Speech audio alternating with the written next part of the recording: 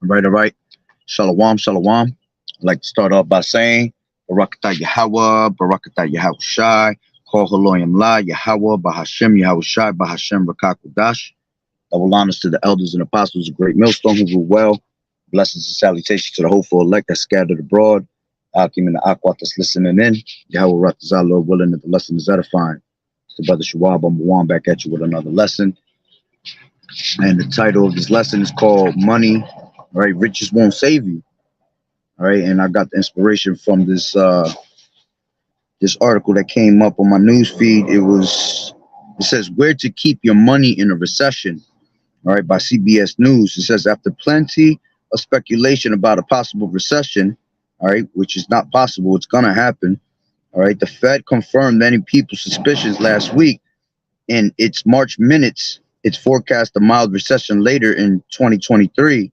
It's not surprising after years of high inflation, interest rate hikes, and recent bank failures. But it's just one more thing for the average person to worry about. Recessions bring increased unemployment, all right, which unemployment is going to be at an all-time high. All right, we've seen that in 2020. All right, it's going to get worse than that. It says decreased purchasing power and stock market losses. All right, because everything in the stock market is going to crash at the end of the day. All right, once this society falls, everything's going to fall with it. It says in this article, we'll explore two places to do just that. It says check out high yield savings rates here to learn if this option is right for you. Where to keep your money in a recession. Recessions bring plenty of financial woes. You can protect your money by putting in one of these two places. High yield savings account. It says high yield savings accounts are safe from market volatility, meaning validity. I can't say it. Salakia. But let me continue. Meaning you won't stand to lose the money you deposited the way you might if you invested in the stock market. For example, your earnings may increase or decrease based on the federal funds rate, but your principal balance will be protected up to $250,000 thanks to the FDIC insurance. It says the money you place in a high yield savings account earns interest at a much faster rate than in a regular savings account. Regular savings account rates are currently about 0.25%, while average high yield savings account rates are roughly between 4% and 5%. This makes a high yield account worth having at any time, but especially when the economy is weak, the higher the interest rates are, the more you stand to earn. You can find the right high yield savings account for you by shopping around and comparing lender offers. All right. The second one will be a certificate of deposit. Also offers comparatively high interest rates, currently around 5%. Unlike high yielding savings accounts, whose rates vary, CD rates are fixed when you open the account. All right. It says since inflation often precedes a recession, it says, and interest rates rise when inflation is high, opening a CD before or at the beginning of a recession can mean securing a higher interest rate than you might at other times. This rate will stay the same for the length of the CD term, typically 6 months to 5 years. So even if interest rates fall, you still enjoy high returns. As with savings accounts, the money you put into a CD is protected by FDIC insurance up to $250,000 per bank or per account. One of the big differences between CDs and high yield savings accounts is the liquidity. Liquidity. I can't even get it out. Salakia. It's spelled Liquidity. So y'all can say it. Salakia. I'm on a time schedule. That's why I'm not gonna go into the whole Google and try to pronounce it and all that. But Salakia. It says you may Shalom, brothers. Yahweh Bashem Yahushua Barakatah. It says you may withdraw funds from a high yield savings account anytime within withdrawal limits without penalty. With a CD, however, you must keep your money in an account until the term expires. If you withdraw funds before that time, you incur penalties. So make sure you can afford to keep your money locked up for the entire term. This is the end of it. It says the bottom line: if you unsure, oh, so like if you're unsure whether to open a high yield savings account or CD, there's no reason you can't open both. In fact, it can be wise to split your money between two to maximize your earnings while allowing you to withdraw cash if you need it. All right. So, they're trying to give you an inside scoop, all right, on how to, keep your money safe. All right. But at the end of the day, the reason I'm bringing this up is because none of that shit is going to matter, man. This whole society is going to fall and everything's got to fall with it. So you saving your money it's not going to work out. You know what I'm saying? Like the brother Kazak brought up, Proverbs 11:4, which that's the spirit. You know what I'm saying? Riches profit not in the day of wrath, but righteousness delivereth from death. All right. So it don't matter how much money you got, how much money you've been saving. All right. How high the number is in your bank account. That shit is gonna fall with it. And then you got people that'll say things like, well, I've been investing in Bitcoin. All that shit is going too. Bitcoin is going with it. All right, because why? It's still some type of fiat currency. That money is still transferable. All right, when that new money system comes in, none of that shit is going to be transferable like that. It's only going to be transferred between you and the government. The government is going to have total control of your money. All right, this is what's going to knock off these drug dealers and shit like that. You ain't going to be able to make no money no more. You ain't going to be able to have little scams of Cash Apps and Venmos or whatever, PayPals. All that shit is going to go with it, man. All right. The new money that's going to come in is going to be specifically ran through the government. All right. Through the elites. And they're going to only have access to your money. And when you act up, they're going to turn your shit off. You see, if you're not complying with society, they're not going to give you nothing. All right. Which ultimately we know that all roads are going to lead to what? They're going to lead to the MOTB. All right. That's exactly what it's all heading to right now. And this is why you see internationally everything falling. That's why you see all these different nations that are turning against the American dollar. All right, because they want the society to fall, which ultimately all these nations are together on this shit, man. The hype is not real.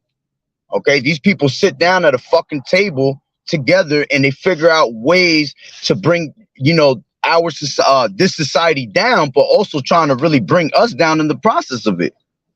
Okay, they literally together and they give each other ideas, which at the end of the day, the money is ran by the elites.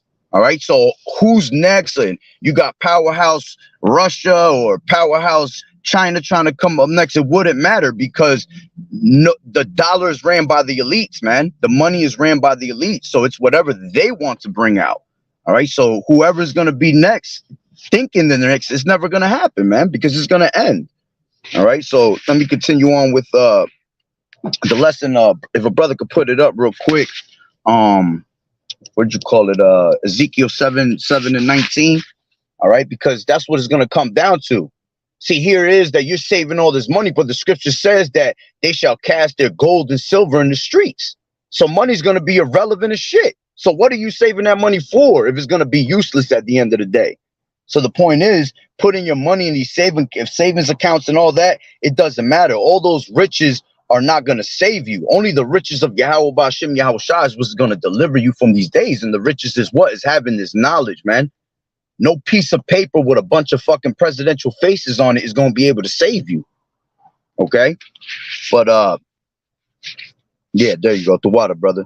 This is Ezekiel 7:19. It says, they shall cast their silver in the streets and their gold shall be removed. Their silver and their gold shall not be able to deliver them in the day of the wrath of the Lord. So like it says, oh, my bad. Of the Lord, they shall not satisfy their souls, neither fill their bowels, because it is a stumbling block of their iniquity. Yeah, it's a major stumbling block, because here in America, what do they worship the most, man? They worship money here. Okay, and so does the rest of these people that follow after the ways of Babylon. They all worship money. All right. So it's the major stumbling block onto them because they literally think that money's going to help them in those days. And then they keep feeding you these lies of everything is going to be better and better. And it's not. Here, look at the article I was just reading. It was telling you, oh, it's way better. You can save your money and you know, while sitting there, you'll be able to collect, you know, thousands in return and all. They make it sound good, but they know themselves that the damn bank is about to fall, man.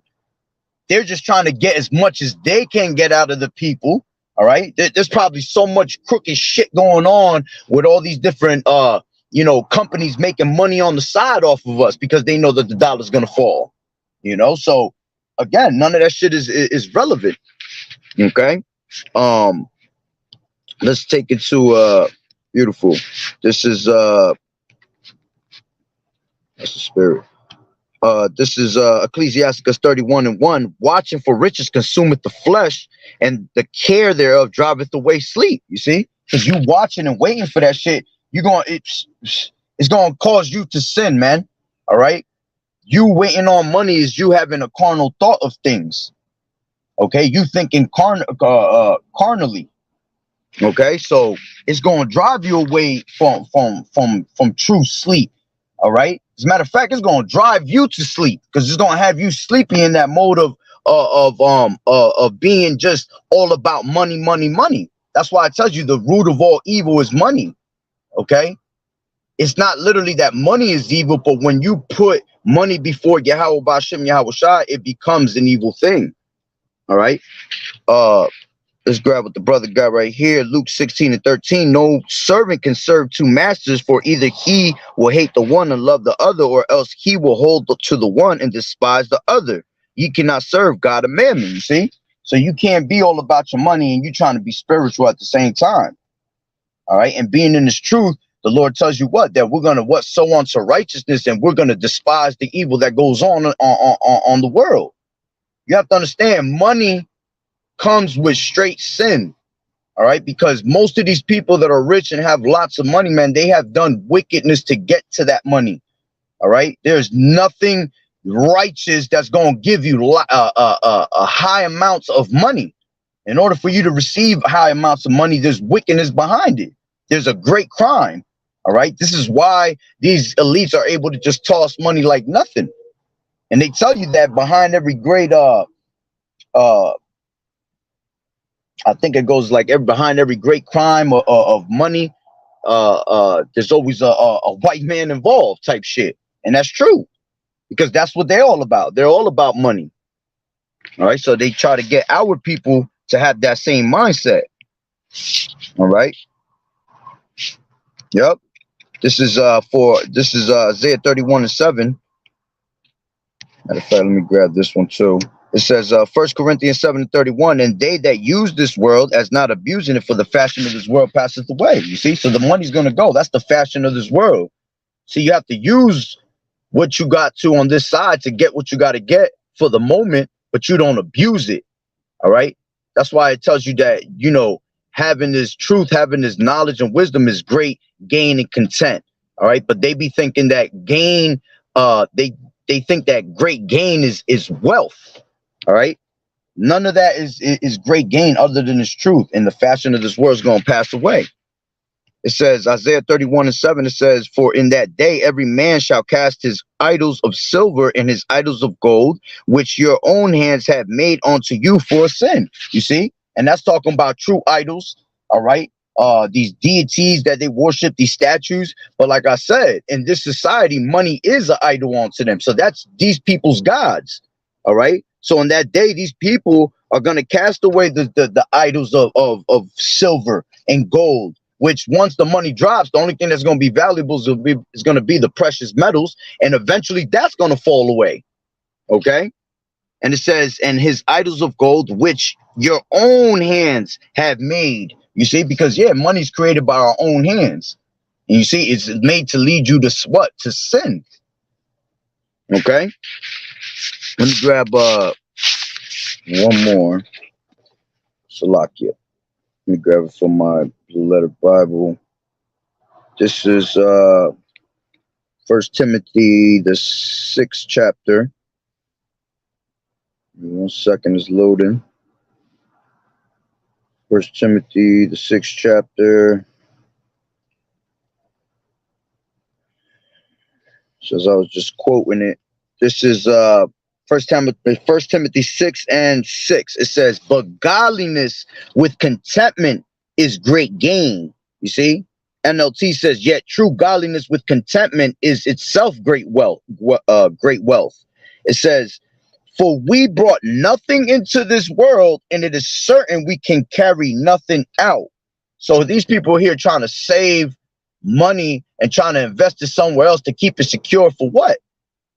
For what? If everything on the side is about to pass away, and it's sure that you can't bring none of this shit with you, what you saving for?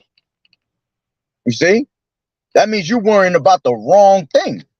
You're not worried and focused about your salvation. You're worried about your money saving you. You see? You're putting your trust in another God. You're putting your trust in the shadow of Egypt, because that's how America wants you to think, that money and their government is what's going to save you. Their system is going to save you, but it's not. All right. As a matter of fact, if you go to real quick, because I love bringing this out. This is Hosea 10 and 12 and 13, but I'm gonna read it in the NLT, and it says,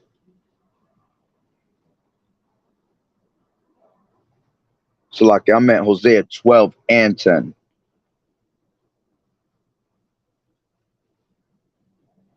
No, hold on. No, I think I was right. So like, give me 1 second. Let me go right back to it. Hosea, come on.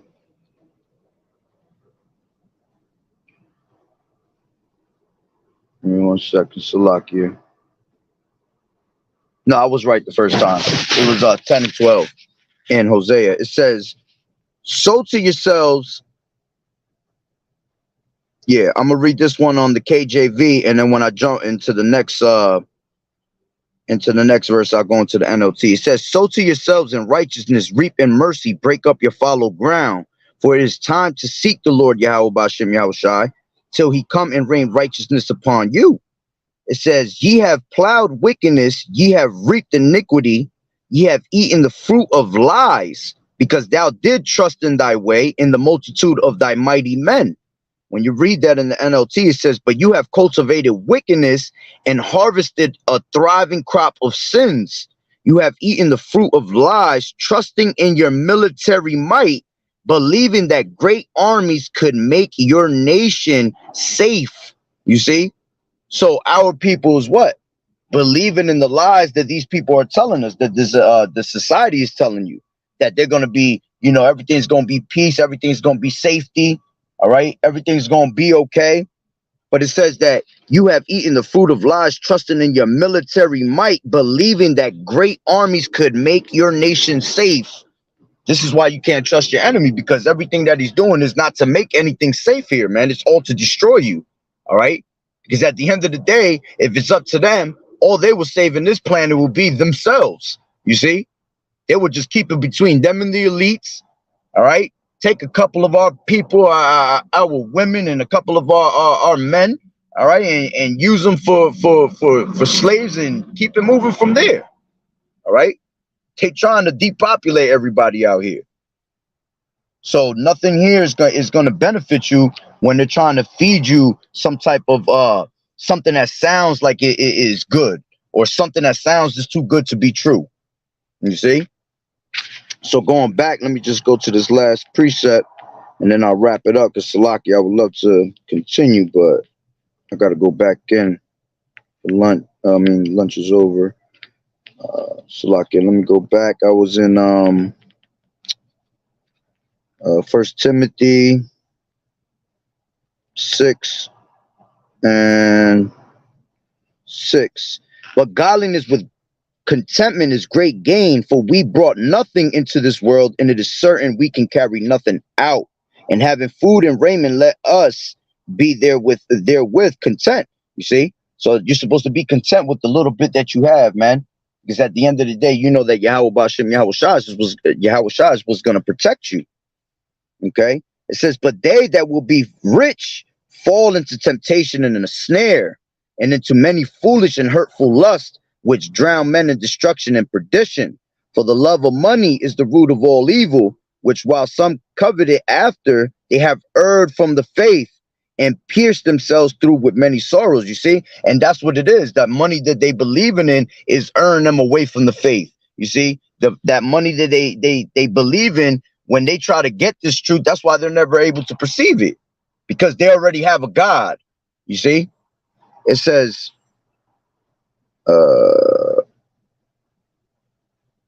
I believe that's the point. Yeah, that's the point, actually.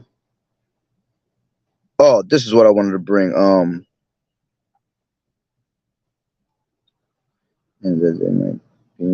on, Salakia.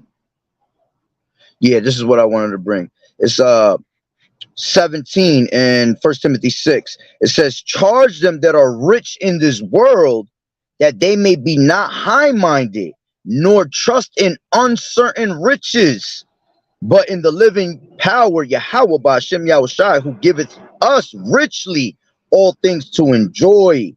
All right. It says that they do good, that they be rich in good works, ready to distribute, willing to communicate, laying up in store for themselves a good foundation against the time to come, that they may lay hold on eternal life. You see? So that's why we're going to be storing up our riches in this truth. All right, storing our riches up in heaven, not down here where moss and rust does corrupt. All right. And it says charge them that are rich in this world, meaning what? Those us being the rich ones with this knowledge and wisdom. All right, we're supposed to go out there and teach those, right? Not to be proud, not to trust in their money, because it said not to be nor to trust in uncertain riches. You see, these people are trusting in uncertain riches right before their eyes, man, by thinking that these banks are gonna hold their money and shit like that. Okay, so Lord willing, that was the point. All right, I gotta go back in now.